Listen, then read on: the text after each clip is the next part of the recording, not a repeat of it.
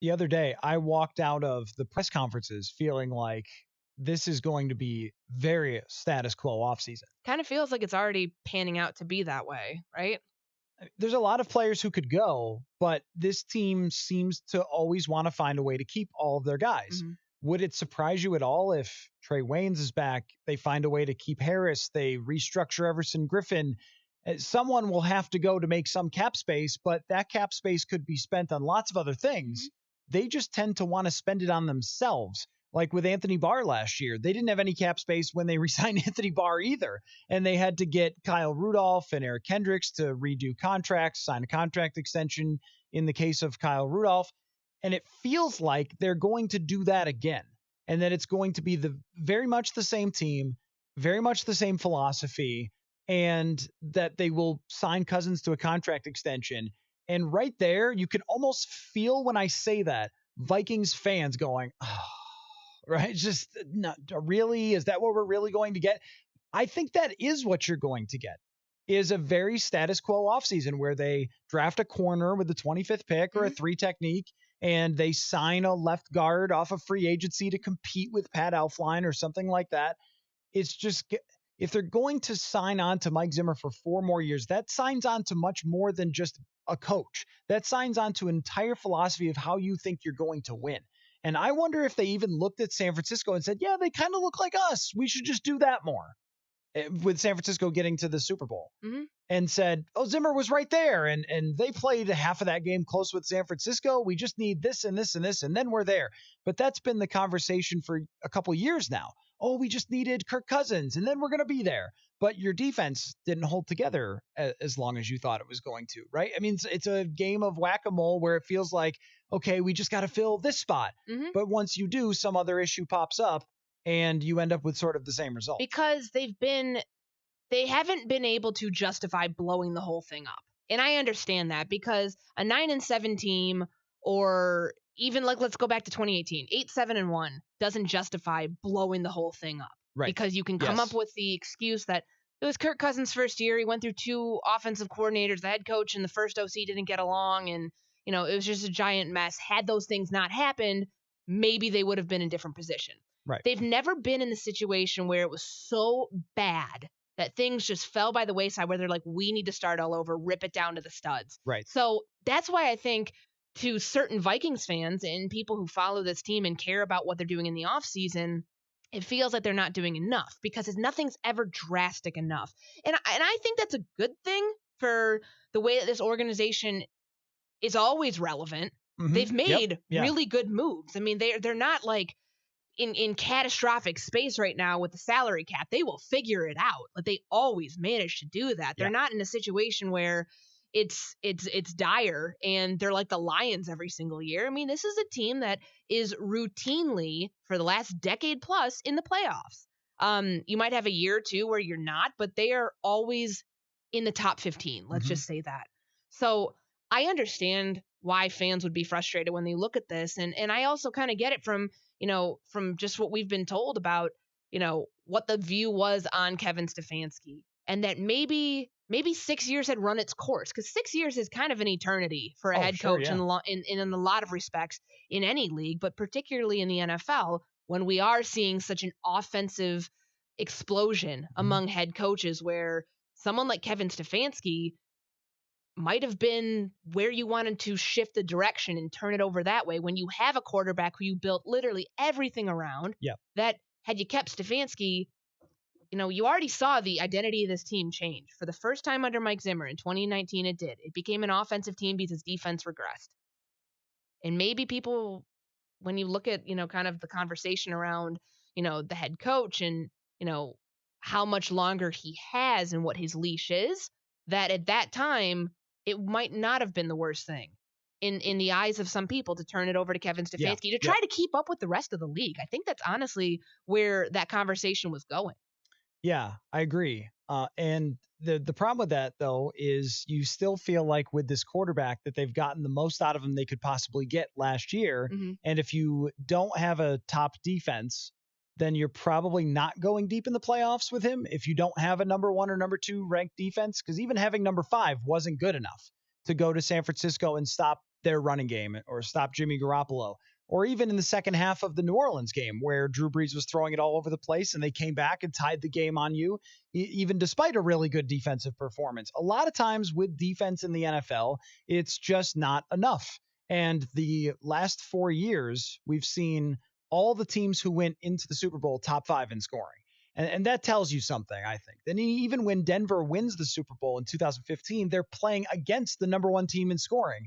That offense has usually in NFL history dominated, but I think even more now than ever it has. So there would be a good case there if you were people inside the organization that said, oh, Stefanski was really good and we would have liked to keep him and move forward with him as opposed to a defensive coach. But I think it ultimately, whether it's Zimmer being a good coach or an average coach or whatever, you look at the front office and say, well, they could have done this or they could have done that. What it always comes back to is the quarterback. Mm-hmm. And if I were the owner of the team, I think I would want to go to the front office and the coach, who I both believe are very good and can get me where I need to go, and ask them, what are we doing with Kirk Cousins? And depending on their opinions, that would make my decision for how long I wanted to stay with them. I also think, just because I wanted to step back on something about Kevin Stefanski, you never want to let a good thing go out the door. And somebody who's just on the up and up. Yeah. And because this ownership group took over a team that had Mike Tomlin on it for 1 year. And look where he's at now. Mm-hmm. I think that there might be a little bit of PTSD almost from something like that, you don't want to let good coaches go. So you have a good thing, Kevin Stefanski. You're kind of put in a bind here, though, because it's like, what do you do? Had they won the game in New Orleans, do you say, Kevin, head coach in waiting, just give us another year or two, when Stefanski knows that he can go take over his own team right now, which he did? They were put in a really tough position, because had they not won that game, it becomes easy. But because they won, they were in a bind. And I just feel like there were a lot of people who looked at Kevin Stefanski as the next, picking things up after these 6 years that, had Mike Zimmer. Almost, I think they wanted to kind of Minnesota nice this whole thing. Be like, Mike, just go to Dallas. It's fine. Had that would have been like a perfect scenario where no feelings had to be hurt, where you didn't have to fire anybody. Yeah.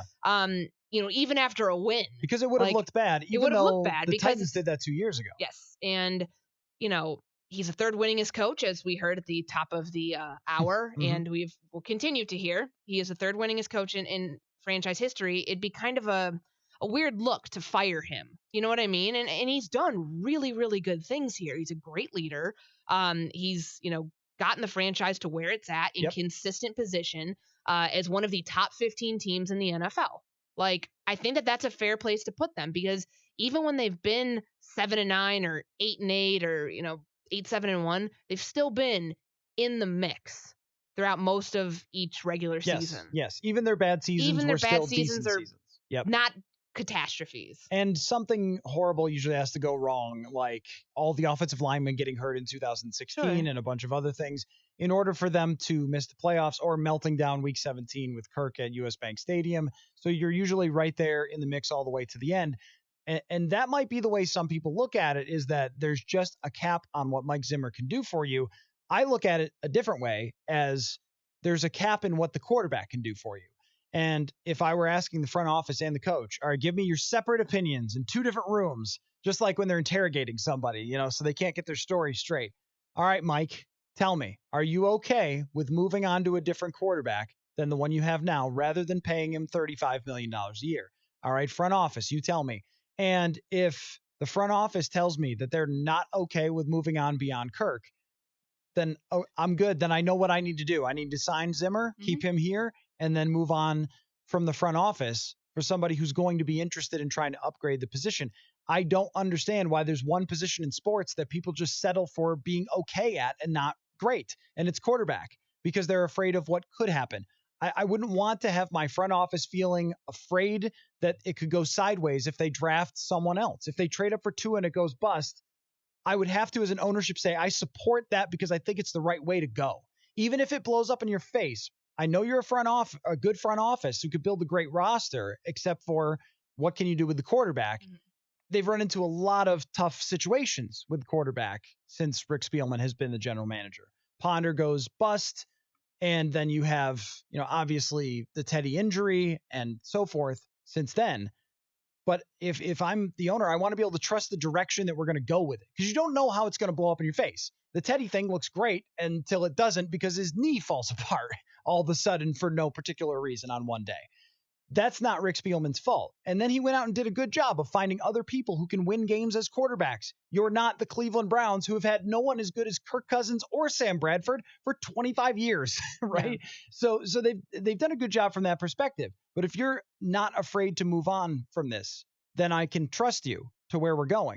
But if you demand that we have to stay the same direction at quarterback, I want somebody else who's going to be able to take that risk. And I also, with that said, the ownership, I mean, they can throw money all they want. The salary cap is the salary cap. Yep. Like, front office is going to do all that they can to try to fix this mess that they got themselves into with the contract that really hurt the team. Yep. Like, if you're looking at Kirk, and this is a conversation for another time, but just quickly, if you're looking at what a potential contract for Kirk Cousins would be, an extension, like, it's not going to be it could very easily be another fully guaranteed deal. In fact, I expect it would be, because you set a precedent. You're probably going to follow that same thing. Yep. But the way that will work, it's not going to come in a situation where it's going to hurt the health of this team, of what you can do to handicap you, to tie your hand behind your back.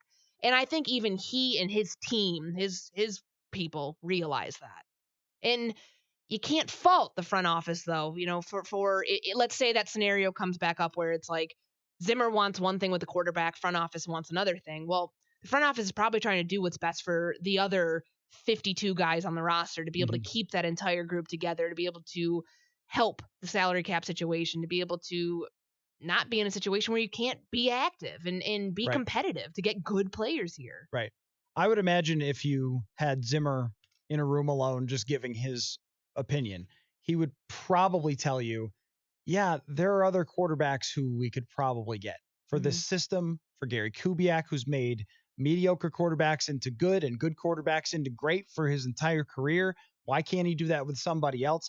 I think Mike would look at it that way. And plus, there are other guys who can move, who can make plays, who have histories of winning that might be available, including even college quarterbacks who have histories of winning. But if the front office is dead set on we have to keep this quarterback, then I can't go forward with them if they're not along with Mike Zimmer. I think Zimmer always looks at it as, I just want the best player at every position. And if they're willing to just say, well, we'll take the 14th best player at this position and see what we can do around it, even though we won't have a lot of money to spend around it, I don't think that's the right philosophy to go forward with. Someone who's shown you who they are over 5 years as a starting quarterback. And if you're not willing to even draft someone in the second round to put behind Kirk to see if that could be your guy, and you're just saying, nope, we're signing him, he's our guy, we decided on him in 2018 and we're set there, then I would want different people making the decisions.